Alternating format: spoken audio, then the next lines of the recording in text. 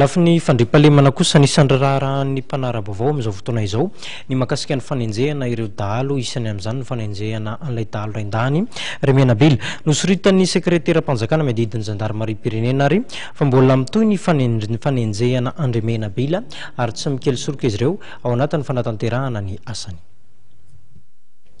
Mbola mitohy ny hetsika fisamborana Andremenabila hoy ny Jeneral Randrianazary, sekretera-panjakana miadidin'ny zandarmaria-pirenena. Nosiritany ihany koa fa miankina amin'ny fanomezam-baovao avy amin'ny tsirairay no ahazoana misambotra Andremenabila izay hanaovana ny opération tandroka ny Atsimo Nosy.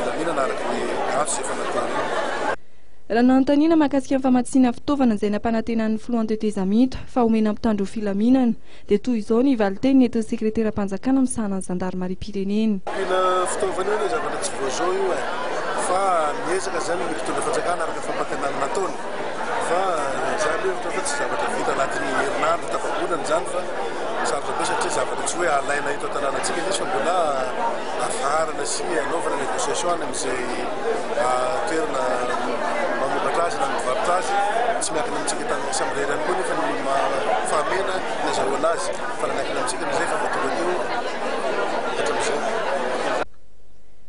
Raha tsy haivina dia anisan'ny nampanantenain'ny Floan de Tezamita ny hanomezana fampitaovana samihafa ho an'ny mpitandro filaminana, ao anatin'izany ny camion sy ny hélicoptère. Raha ny fanazavana dia tsy mbola azo aloha ireo fampitaovana ireo ary mbola eo mpanaovana fifanarahana amin'ireo mpamokatra sy mpivarotra ny fitondrana malagasy.